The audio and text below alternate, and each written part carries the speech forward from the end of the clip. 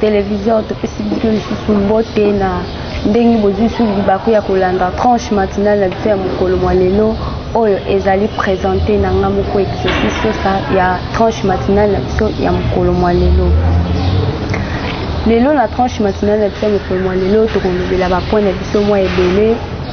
Na tranche matinale ya lelo nakozala nga moko te, nakozala na invité na ngai oyo tokolobela sur bapoint na biso ya mokolo mwa lelo. Avant tout toleka na masolo na biso ya mokolo mwa lelo tosengi na régie abalanceli biso chanson moko ya kitoko ya adoration po toleka na masolo na biso.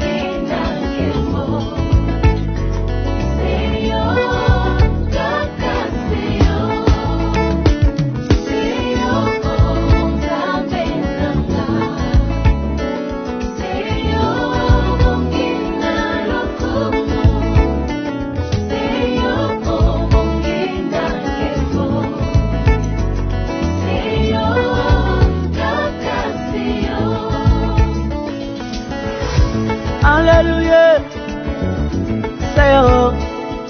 say oh, hallelujah, hallelujah.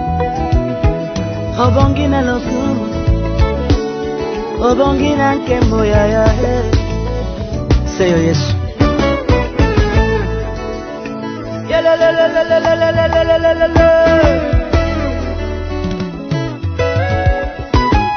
Na nyasalanga bolamu na sena moye. Atandilanga loboko ya ngonu apesanga lolenge na ye asusula na bomutu na kokokaranga iteo abotisanga na molimo pona koma na suka ya Angela seyo aya oh seyo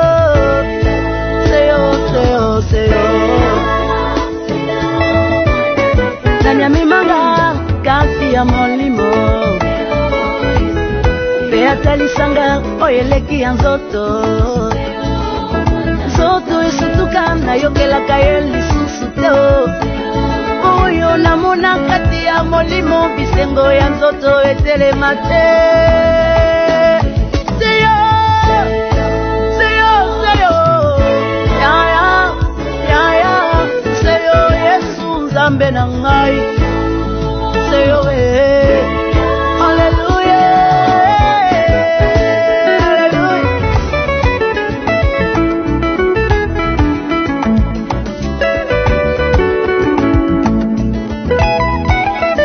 seyo Yesu Masia seyo mwana na Nzambe seyo obongi na lokumu seyo obongi na nkembo seyo okomisa biso mopepe.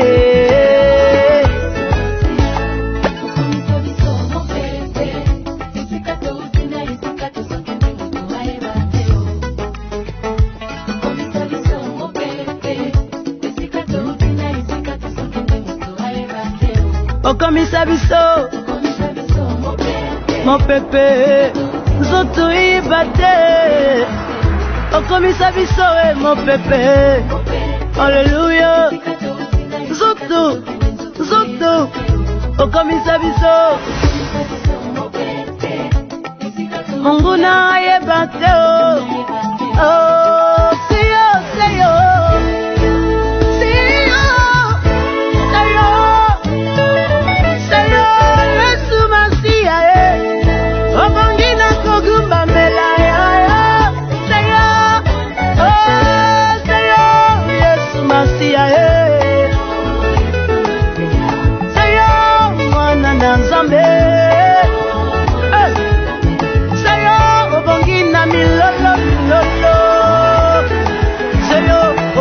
biso mopepe ayae natatoli na yesunga penza naza mopepe bisika na uti na zokende nzoto na ngai eyebaka te tokabwana banzela mibale ngana nzoto na ngai nzoto esutuka nayokelaka ye lisusu te esika azobenda na mawa na molimo esengo esika azobenda na kana na molimo kimia esika azobenda na mokili molimo ezozanga na lala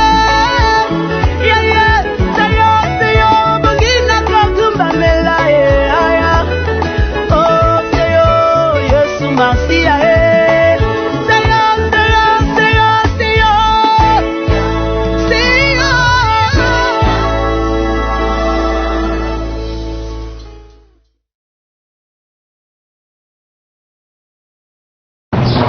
Merci na Régine Aloim Bukitoko Utikoti la biso toyebike esepelisi balandi ya Sport Télévision o bazali boso ya ba télévision na bango pona kolanda tranche na biso ya mokolo mwa lelo.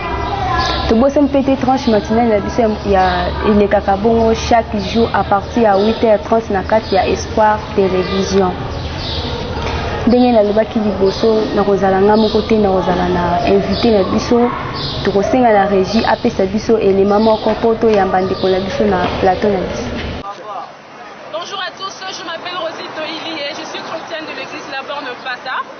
Je vous suggère de suivre la prédication du pasteur Faustin Mwanda sur Espoir TV, fréquence 682, chaque jour à 6h et les dimanches à 10h. Je vous aime et que Dieu vous bénisse. Bye bye.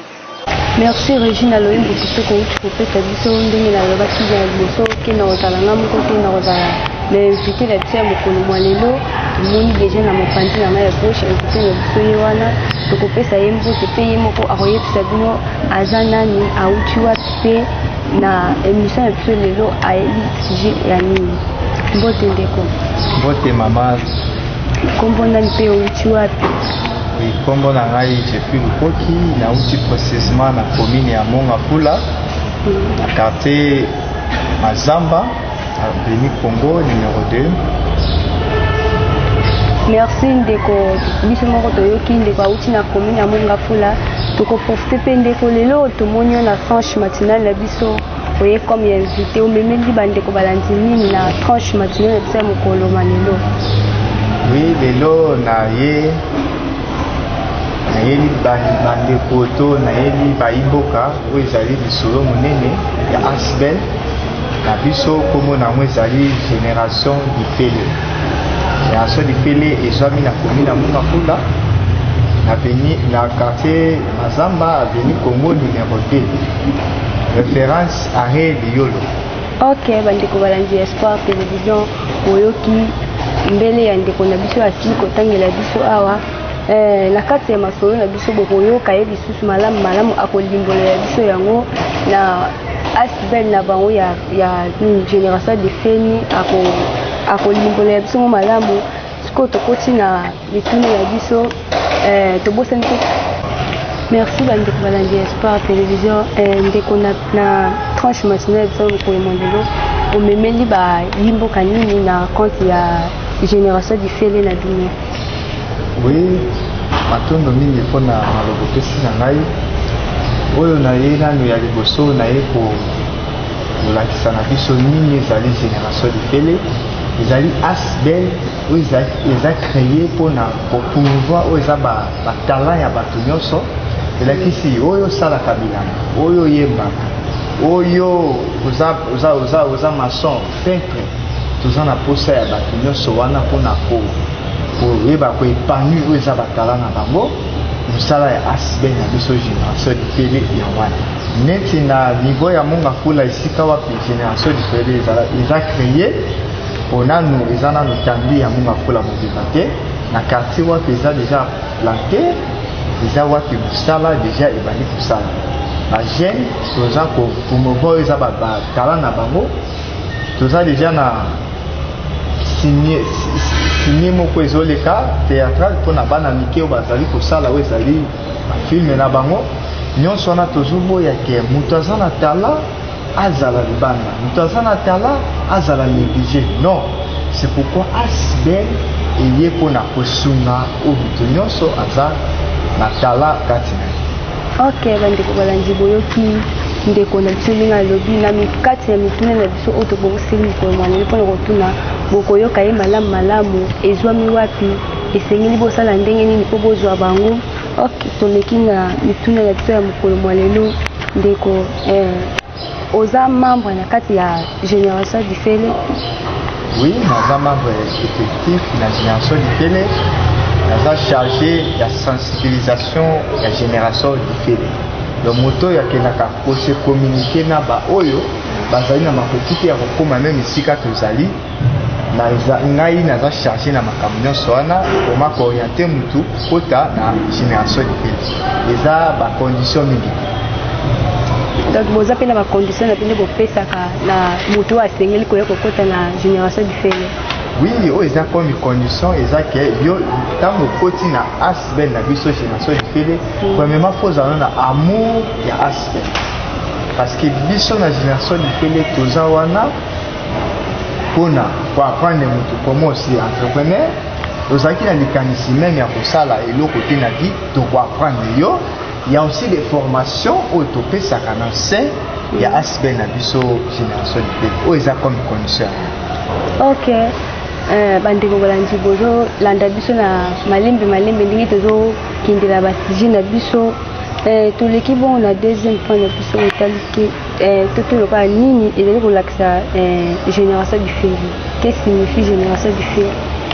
Oui, génération du fele la définition moke na nini kolobela c'est comme parce que génération déjà tozomona na temps où tozali c'est comme nous les jeunes à notre époque la mito c'est la génération la biso les génération bazosala non génération moko pourri des génération moko kufa non oui la kisi asben na biso la kisi groupe to les komoko balaka na lingala période moko ya ba jeune ko baza veiller ba jeune ko baza na ba initiative ba jeune ko baza l'esprit ya entrepreneuriat na société na mboka parce que na ndenge nazoloba bongo bamisusu bakokanisa ke toza parti politique non toza asbel mosala ezali kocréer oyo meme ezalaki te en se ya société oyo elakisi génération du fele yango.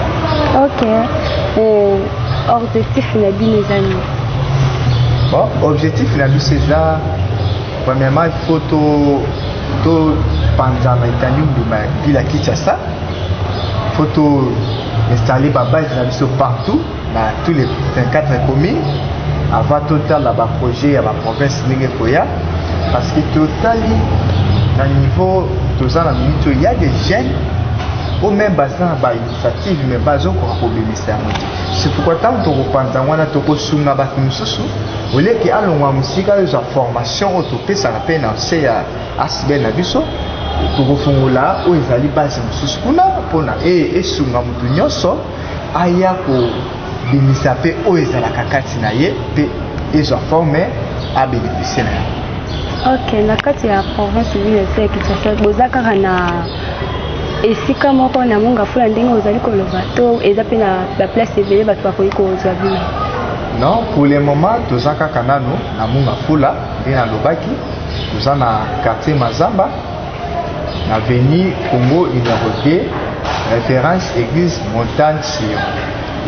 Bandeko balandi espoir télévision bino boyoki ndenge ndeko alobi bango baza baakompagnaka bajeune artiste mpe talent ndenge olobi yango mpe nani natuna boye est ce que bajeune oyo bino bokadraka to basalaka bopesaka banini na bino wana baza kaka bajeune oyo baza na kati ya monga fula to na bacommune mosusu mpe? Non, eza kaka commune ya monga fula te.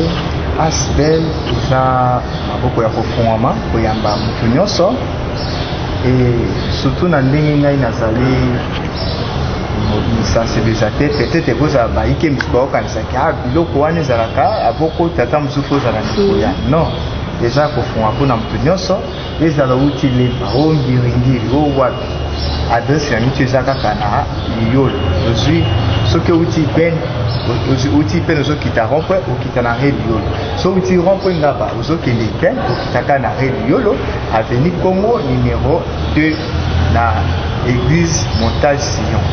Donc pour mpona motu nyonso. Ok, bandeko balandi boyoki Asbel na biso eza efungami mpona motu nyonso eza kaka te mpona bandeko na biso ya monga fula mpe babino bozalaka bomwa boyoki kolobaki nde bazoloba kaka monga fula te monga fula nde eza à base ya makambo nde source ya makambo nde ezali na commune ya monga fula. Yo jeune ozali kovanda na ndako eloko kosala eza te occasion yango oyo soki olingi ozo bandeko na biso aza wana mpe akopesa biso azopesa déjà adresse mpe numéro ya telefone bokozwa yango nsima. Ndeko toleki lisusu na question na biso ezali totuna na boye yo ozali nani toyebi je olobaki yango déjà ke ozali mais totuna mpe comme question ozali nani to osalaka nini mosala na yo ezali nini na kati ya génération du feli? Oui, comme nde naonde koloba nazali membre na kati ya génération du feli mais nazali na titre ya chargé ya sensibilisation. Mosala nge ezala na motu nyonso akoya aleki epai na ngai mpe nake kosolola na motu oyo meme aza na ndako epai na ye asolicite biso nakoya na sololi na yo nayoki eza baprojet na ye tokoyamba yango bras ouvert. bokotambolaka mpe na bacommune mosusu to boza kaka yimikima kaka na commune mongapo nde ezalaka ke boza motu mosusu aza kozala mosika bokokutana kita quelque part bozala mpe na makambo wana? Oui, neti na ndenge nazopesa adresse soki moto amoniki aza na makoki ya kokoma te ntango nakopesa numero na biso ya telefone oyo ya Asbel akokontakte biso atobengi biso wapi tokoya parceke biso to Asbel toye nango mpona kosunga moto toye nango mpona kosunga moto ozala makoki te toye mpona kosunga yo to épanoui oyo eza likanisi na yo oyo eza projet na yo parce que na kotala même na mikili ya poto lokola bamérite kuna bandeko ebele bazwaka mingi misala na bao bauti na formation bauti na eloko bakende koyekola yango mpe Asbel génération du fele tomonaki non il y a des jeunes oyo bazokufa na baprojet ya malamu kati na bango. Ndeko nakata otemela maloba na yo nena profite na occasion oyo ndeti na génération du fele na bino na Asbel misala nini vraiment oyo ndeti bozobenga tokomona bobenga bajeune baya donc ekozala formation ya ndeti bamisala nini? Oui, oyo tozobenga bajeune mingi baya neti na oyo azalaka deja mwa talani ya koyemba tokoapprendre lisusu koyemba na ye oyo azalaka na likanisi un jour nasala ta agriculture tokosunga ye na likanisi ne ya agriculture wana mpe boyeba na sein mpe ya Asbel ya biso ya aussi eza mpe na baemploi oyo ya kose présente mpa na biso na ndenge baformation mpe epesama na baemploi wana nde mpe kosala ke totindi yo na oyo ezalaki kompani yaki kosolicite Asbel neti dernièrement toza na minute oyo toza na formation ezoleka ya chaîne ya animation ya journalisme ya montage antenne parabolique ya installation ya ba panneau solaire nyonso wana ezoleka na kati ya asbel na biso génération ifele le tango oyebi ta métier moko te tango ye tokosunga yo oyeba métier mpo ozwa mosala. Ok, bandeko balandi boyoki ndeko ndenge alobi le projet nyonso oyo oza nango oza posa ya kosala obengi bango oye bosololi bakoyebisa yo lolenge nini okosala mpo yo mpe okoma lokola baninga mosusu ndenge bazali kokoma. Ndeko tokoprofite mpe na occasion oyo lokola nayambi oyo lelo na plateau nanga tokobeta mpe mwa masolo mosike oyo etali kaka développement ya ville province na te ya Kinshasa. Mais avant tout côté la masolo wana tokosenga na régie opesa biso publicité moko po tokota na masolo. Bonjour à tous, je m'appelle Rosie Toili et je suis chrétienne de l'église La Borne Pata. Je vous suggère de suivre la prédication du pasteur Faustin Mwanda sur Espoir TV, fréquence 682, chaque jour à 6h et les dimanches à 10h. Je vous aime et que Dieu vous bénisse. Bye bye. Merci na régie pour la publicité au kopesa biso ndenge tolobaki bongo toleki na deuxième point na biso ndenge na profiter na yambi invité na ngai tolobela mpe makambo etali tracasserie routière tokomonaka bachauffeur na biso bakozalaka déranger na nzela mpona bandeko na biso baroulage yango ndeko motuna na biso ezali boye mpona tracasserie routière mpona bandeko na biso bachauffeur ndenge bamenasaka bango na bapesere likanisi na yo ezali nini to ide na yo ezali nini mpona kolobela mpona sujet wana. Mpona sujet oyo ya tracasserie routière mpona bandeko na biso ya baroulage wana kosenga ya yambo oyo azali patron ya la police ya ville ya Kinshasa général Kasongo napesi ye mbote ya pasa esika azali ke ezosenga na kosenga na biso lokola asbel biso lokola tozopromouvoir oyo eza mosala ya moto ndenge azosala malamu esengeli asala malamu tozosenga mpe na mokonzi ya la police alandela baoyo ya ye baoyo bazalaka na nzela ete basala mosala malamu parce que na kotala batracasserie wana ndenge ezosalama lelo komokreye baaccident lelo komokreye bamakambo moko na nzela bambuteyage ekomosalama mingi kolandisama oyo eza baroulage ok roulage azali wana mpona koyeba kolekisa mituka eleka malamu koyeba kolandela bayimboka bayike oyo bazoleka na makolo bakatisa mpe malamu. Ok, mais tomonaka bandeko na biso ndenge euti kolobela yango te esalama na nzela ndenge nauti koloba awa oyo esalamaka mingi na nzela ezali bandeko na biso ya baroulage bazotungisa bakumbi mituka mingi bazotungisa bango makasi koyoka kokanga okoyoka bakangi mosusu na katikati ya nzela ekreye ozali embouteillage na nsima na bao bozalaki na nsima bozoyeba te bokoleka ndenge nini. Ok, sikoyo natuna ndeti question motuna na ngai ezali boye nini esalaka bandeko na biso bapsr bakóma na niveau ya komenace bachauffeur na nzela nini osalaka bongo? Merci mpona motuna oyo mama journaliste otuni ngai ya malamu oyo ma nalingi nafungolana na bandeko na biso ya psr baroulage ete d'ailleurs premièrement mosala basalaka eza mosala moko volontairement na kotanga 4 sites ya misala oyo esalamaka mingi na mboka ezalaka moto ye monde aponi asala yango mpona ekolo eza lokola FARDC oyo ezwami la police tozwi bacroix rouge tozwi misusu oyo babengi bato ya santé publique barele communautaire eza mosala moko ondimi volontairement soki eza na mwa prime ke ozwaka na suka ya sanza eza te ya koya kotungisa bandeko na biso bazali kotambwisa mituka na balabala parce que na kotala malamu mama journaliste oyo bandeko na biso wana basalaka eza lokola basalaka likelemba moko esika moko po okomona ti azali kotungisa chauffeur wana azoluka apesa ye mwa eloko ya moke na suka ya sanza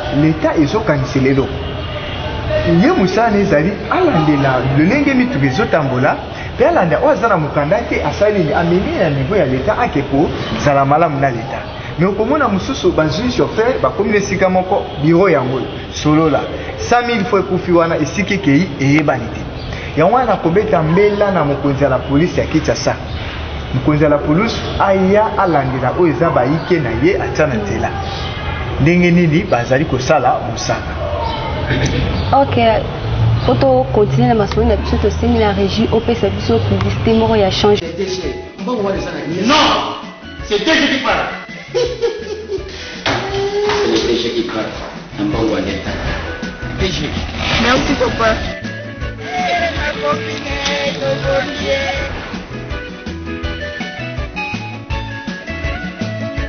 Conseiller, dans mon bureau.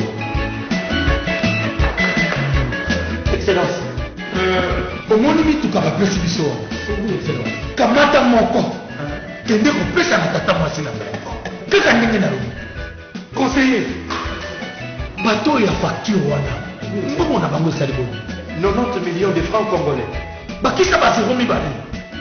Ekomi boni 9 milliards. Likolo wana nde ya biso. Yoko bima gouvernement kaka bo. Kongo l'État. Eh, papa, les gars, ni mutuka yango. Oh. Mama. Mais on mutuka gouvernement. Mata tinda zanga bat na gouvernement. Naza tata moi c'est excellent. Tata moi c'est excellence.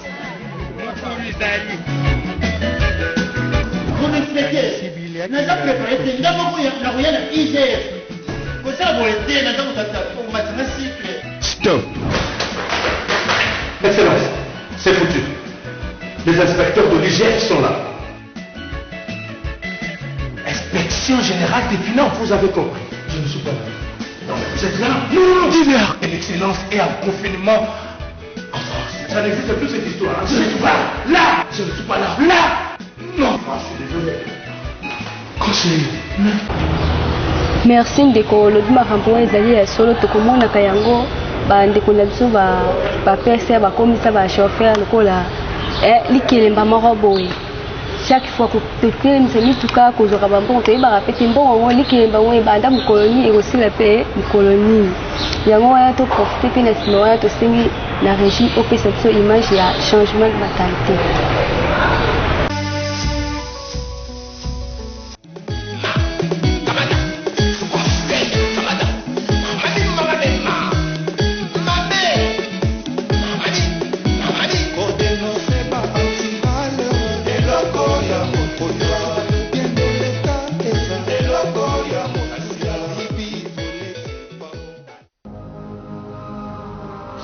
Victoire.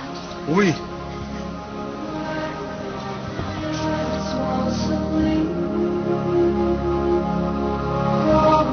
Bonjour. Bonjour. Bonjour.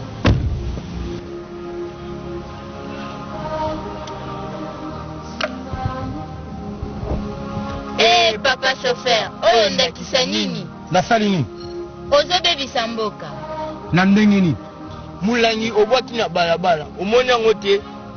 Ekosala eloko te soki mituka eleki likolo nango ekokoma pla Te, ba plastique na nzela nde tozoboya. lokola bino mikolo bolingi kopesa ndakisa ya malamu te biso bana tokopesa yango.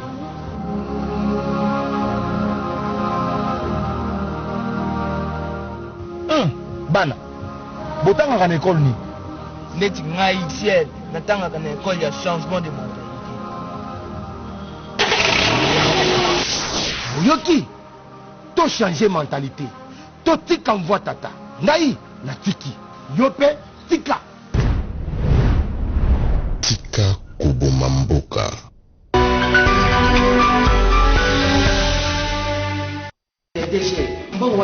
Non, c'est DG qui parle. C'est le DG qui parle. Un bon roi d'État. DG. Merci, papa.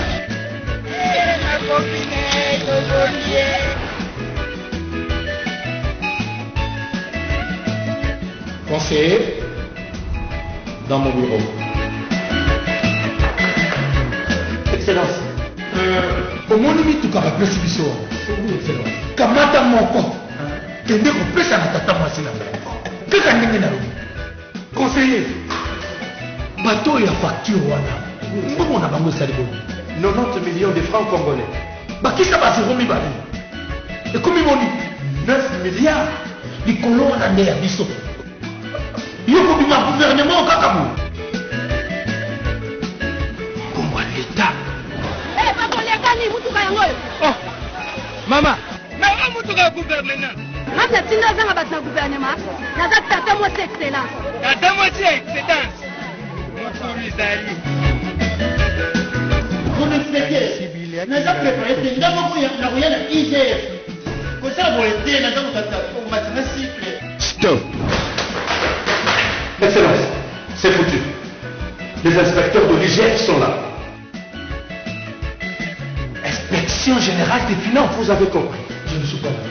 Non, mais vous êtes là. Non, dis-leur que l'excellence est en confinement en France. Ça n'existe plus cette histoire. Je ne suis pas là. Je ne suis pas là. Là. Non, je suis désolé. Conseiller. Bolim Simiki ezalaki publicité ya tracasserie routière nde tokomonaka bandeko na biso chauffeur nde bazalaka menacé na roulage. Bandeko na biso PCR bosunga bandeko na biso chauffeur batambola malamu na nzela mpo tokomonaka bino nde bozalaka à base ya tracasserie routière na kati nde bino bokomenasaka bongo yango ekreaka accident tokomonaka bandeko mosusu bakokufaka bido kokobungaka yango vraiment tokosenga na gouvernement otalela biso likambo oyo bandeko na biso bachauffeur bazali déranger na makambo oyo etali tracasserie routière ndeko tokoleka lisusu na bandeko na biso bawewa ndenge gouvernement azwaki likanisi ya bawewa avant obima na nzela il faut ozala na plaque yango mpona yo likanisi wana oyo bazwaki ezali malamu to yo ozozwila ngo na marke ni oui mpona likanisi oyo gouvernement ezwi mpona bandeko na biso bawewa baza na plaque mpona nga eza likanisi moko malamu mpona nini aotalisama ndakisa mingi naopesa na asbel na ngai génération dipele na biso mpona ozala maki oyebanaki oza ya biso ifo ozala na elengo moko wana so yango mpe kozala malamu ya bandeko na biso ndenge bakumbaka na nzela bongo esengeli bazala na eloko mo ezolakisaka leta mpe ayebi bango neti plaki wana batieli bango wana eza malamu mingi eza vraiment likanisi moko ya malamu oyo na kosenga na bakumbi nyonso tukutuku batosa oyo ezali likanisi wana. Ok, bandeko balandi bino mpe oyo ozali kolanda biso oyoki ndeko ndenge alandi tosa mibeko ya leta mpo ozala malamu place nyonso oyo kokende ozala na bayeba yo outi wapi mpe identité na oyo ezali nini. Badisiko likanisi nini ndeti na bandeko oyo biso bawewa oyo bazolobake mpo tozomona bawewa mosusu balobake tokosomba te biso tobanda kobima kaka kosala na butu bapolisier bakokota bango nde babanda kobula na butu likanisi nini opesa na bandeko na biso bawewa oyo bazonéglige maloba wana.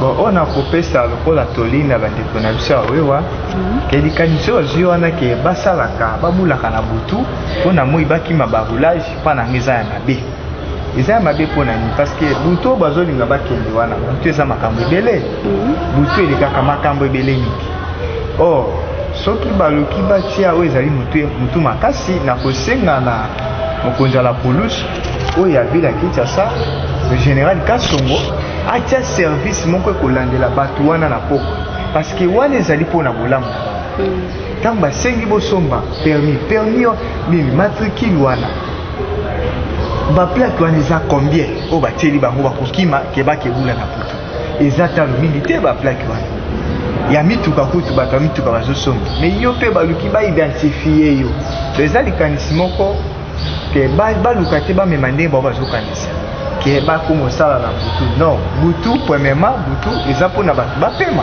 mais butu wana kasi oyo bandeti batomona baoyo mosusu ya butu babima mpona kosala crime ah oui misusu babimaka mpe mpona misala ya mabe na butu yango wana kosenga mingi na la police oyo ya biso ya Congo batelema makasi mpe mpona mpo wana parce que na niveau ya bawewa eza na bamisusu basalaka yango na ndenge ya mabe kokumba moto wana na butu koyiba bato basaki kosala bacrime neti maleleki awa epa nanga kuna na monga fula bauti ekobeta gel mo masasi na makolo na butiki na ye mpona bayaki na moto basali action bakimi bakei mais soki azalaki na plaque balingai bakanga ata nimero ya plaque bon soki plaque ezalaki nde engaki esunga makasi parce que bato balinga bakanga moko ya foto ndenge ake bongo mwa bayebisa bango ye te yango likanisi wana eza malamu ke motard nyonso asomba plaque na ye avata mona na nzela. Merci bandeko balandi boyoki ndeko na biso ndenge alobi yo motard oyo ozali kotia teki mpona kosomba plaque yeba mpe kokangama na yo mpe ezali kozela yo bosomba plaque botosa mibeko ya leta ndenge atie avobima na nzela ifo ozala na plaque na yo yo moto ozali kosala kaka teki zela kaka kokangama na yo ezali bandeko na biso mpe bapolisier batiki bino te. Ok ndeko na tokomi bongo na suka tozali kokende na tranche matinale na biso na nyonso oyo tolobi awa to mo na yo ya suka ezali nini na banda tobandaki na nini na bino ya génération bifele ti tokomi na mutuna ya biso ya suka mpe tozali kokende na clôture na biso ya tranche matinale liloba na yo ezali. Oui, liboso napesi nano merci na ndenge boyaminga lilowa et merci na ndenge nayebi ke oyo ezaliaki lisolo na memelaki bayimboka bayoki malamu mpona oyo etali asbel na ngai génération difele. Donc nayebi ke ebele bakoyeba kosadere na suka soki tosilise biso awa kwa misusu bakozwa mpe na posa oyo ezali esika na biso esika tozali na bande lisusu adresse toza na quartier Mazamba avenue Congo numéro 2 référence na biso église la montagne Sion en face na parcelle ya ingénieur Liol numéro na biso pe na kopesa oya asbel po moto aza na kosenga azwa biso epa na mosika aza na facilité ya kobenga biso ata na nzela ya singa na kopesa yango eza na plus 243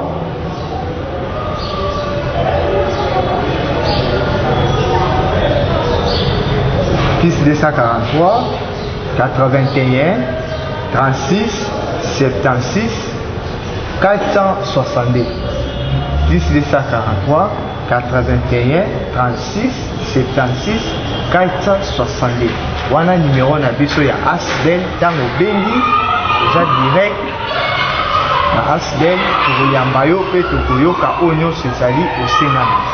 Ok bandeko balandi boyoki ndeko na biso ndenge alobi mpona kozwa bango numéro yango wana deja nakoki korepetele bino su numéro yango mpo bamisusu boyoki bien te 081 36 76 462 wana nde obengi oyali kolanda biso oyali na posa kokota na génération bifele numéro yango wana topesi bino tokomi bongo na suka ya tranche matinale na biso ndeko soki okoki kozala na mwa 2 ou 3 personnes okoki kopesa ta salutation. Oui, merci. Na bambote na kopesa nano ya liboso oyo ezali cordon na ngai ya asbel José Mango esika azali bote pe napesi na petit frère na ngai propre Joyce Ngunde esika azali pe petit frère na ngai mosusu alabi ngai Triomphe Kalemba esika azali bote. Ok bandeko balandi toyoki ndeko na biso ndenge asili koloba tokomi bongo na suka ya tranche matinale na biso tobandaki na bino elongo ya bino exaucé sosande azalaki présenté ya tranche matinale bino ya mokolo mwa lelo toboseli mpe te tokorapelaka bino tranche matinale na biso ekolekaka bongo chaque jour à partir ya 8h30 na kati ya Espoir Télévision. Toboseli mpe te tosouhaite topesi bino bambote batravailleur nyonso na kati ya Espoir Télévision DG Fatou Kisengi sika ozali topesi yo mbote mpe na nsima caméra tozalaki bongo na ndeko Ribin confrère mpe baconseil nyonso Espoir Télévision mama Esther Naomi mpe Shanga topesi bino mbote tokutani bongo mikolo ezali koya.